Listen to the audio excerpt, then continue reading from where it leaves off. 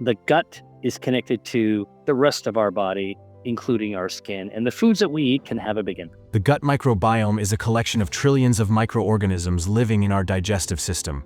These bacteria, fungi, and other microbes aren't just passive passengers. They play an active role in our digestion, immunity, mental health, and even disease prevention. Dr. William Li is an internationally recognized physician, scientist, and author, specializing in the role of food as medicine.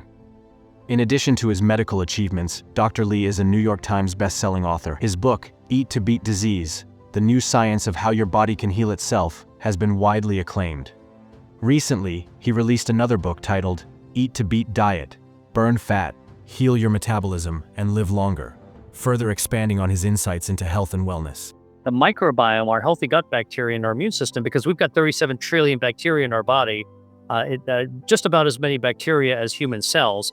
And these bacteria are actually incredibly important because they live in our intestines. And we know that 70% of our immune system actually resides in our intestines. In fact, if you were to actually slice the intestines through the middle, it'd be like cutting through a garden hose. You would actually see the bacteria is inside the hose, in the lining, and then the immune system is filled like a layer of jelly within the lining of the hose itself. And just like a college student that's living with roommates in a dorm that has very thin walls, the bacteria can pound on the intestines and signal and communicate with the immune cells like college roommates can through the cell walls. So this is the close interrelationship between our gut bacteria and our immune system. The microbiome acts like a control center for our health, producing essential compounds like short-chain fatty acids that regulate inflammation and support brain function. But not all foods support your microbiome. Some actively harm it, leading to imbalances that can trigger inflammation, weaken immunity, and even increase the risk of chronic diseases. What happens if you do something bad for your gut bacteria? You feed your gut bacteria things it doesn't like. You're going to kill some of it. And by killing it, you're changing the neighborhood, the ecosystem. Think about the ecosystem like the Great Barrier Reef. If you start killing, it's beautiful Great Barrier Reef. I had the privilege of actually swimming there once. If you actually start killing off the fish and the sea anemones and the coral, you bleach it, you change that entire ecosystem, it becomes a very unhealthy ecosystem. Not only does it look bad, but it can't do what it's supposed to do for the planet.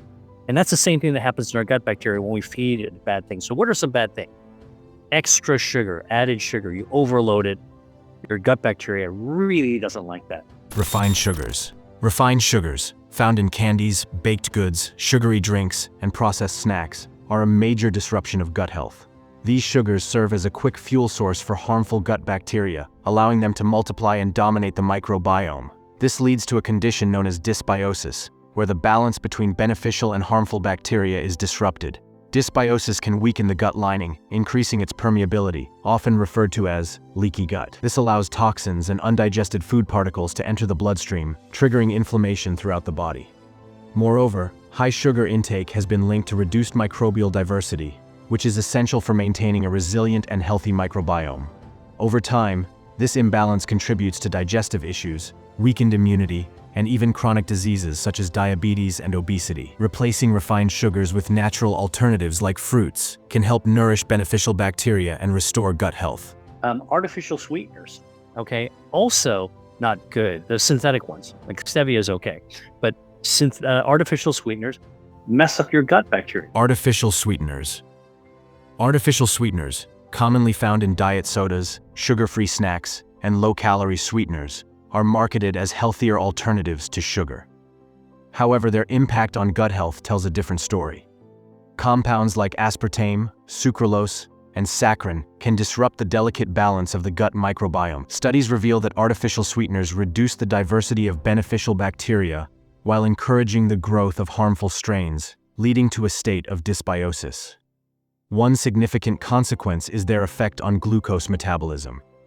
Research shows that artificial sweeteners can alter gut bacteria in a way that promotes glucose intolerance, increasing the risk of metabolic conditions like diabetes. They may also irritate the gut lining, contributing to inflammation and digestive discomfort.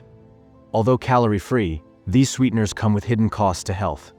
Transitioning to natural alternatives such as honey, stevia, or monk fruit can help protect your gut microbiome while satisfying your sweet cravings. Ultra-processed foods, a lot of those chemicals that you can't pronounce on the side of a box of ultra-processed food or a can, your gut, again, our bodies don't absorb them, but they go right down to the gut bacteria, and you screw up your gut bacteria. The payback is actually your inflammation goes up. Your metabolism goes haywire. You gain weight. You don't feel good mentally and socially, right? Because you've undone all those good things that bacteria do. Highly processed foods. Highly processed foods, including chips, instant noodles, frozen meals, and sugary cereals, are a significant threat to gut health. These foods are often stripped of natural nutrients and fiber, which are essential for feeding beneficial gut bacteria. Instead, they are loaded with artificial additives, preservatives, unhealthy fats, and refined carbohydrates that starve good bacteria while promoting the growth of harmful strains. One major issue with processed foods is their low fiber content. Fiber acts as a prebiotic, feeding the beneficial bacteria in the gut and fostering a diverse microbiome. Without it, gut bacteria cannot produce short-chain fatty acids that are crucial for reducing inflammation and maintaining a healthy gut lining. Additionally, the additives and emulsifiers in processed foods can irritate the gut lining, potentially leading to conditions like leaky gut and chronic inflammation. Choosing whole, minimally processed foods rich in fiber and nutrients helps restore and maintain a healthy microbiome. Over time, the damage caused by these foods can contribute to serious health conditions, including irritable bowel syndrome, autoimmune diseases, and even mental health issues like anxiety and depression. The gut and brain are intricately connected. A disrupted microbiome doesn't just affect digestion, it affects mood, focus, and even sleep patterns. So, gut bacteria is really important. How do I simplify gut? How do we treat our gut bacteria really well? Okay, everybody wants to know. So what do I do? Here's the simplest thing. Eat foods with dietary fiber. There's a lot of foods with dietary fiber because that fiber, we don't absorb in our own body. We just pass it down. And again, this is one of the things that I was taught in medical school. Tell your patients to eat a lot of fiber because that fiber is going to tickle the colon and then you'll be more regular and you'll poop all the time, okay, as opposed to being constipated. Way more than that. That's not even, I don't think that's even regarded as true anymore. What happens is that dietary fiber feeds our gut bacteria. Our gut bacteria thrive and they produce all these anti-inflammatory compounds. The good news is you can restore your gut health by making informed food choices. Here are Dr. Lee's top recommendations. So what are some foods that are good for dietary fiber? Well, great news. Legumes, white beans, navy beans, black beans, edamame, soybeans, all great for you. Leafy greens, lettuce, kale, broccoli, great sources of fiber. Fruits, apples, got about 4.4 grams in an average apple. Pear, about 5 grams of dietary fiber, the average size pear. Tree nuts, great fiber. You're snacking, snack on tree nuts, almonds, macadamias, pecans, walnuts, great sources of healthy fats, plant-based omega-3 fatty acids, which is good for your psoriasis, and dietary fiber, which is good for your gut microbiome, which then takes down inflammation. So, again, the gut is connected to the rest of our body, including our skin, and the foods that we eat can have a big impact. Your gut health is a reflection of your food choices. By understanding and avoiding foods that harm your microbiome, you can unlock better digestion, stronger immunity, and a healthier life. It's never too late to start. The gut is remarkably resilient and can recover when given the right tools. Choose your foods wisely. Don't forget to like, share, and subscribe for more science-backed health advice. Together, let's take control of our well-being, starting with the gut.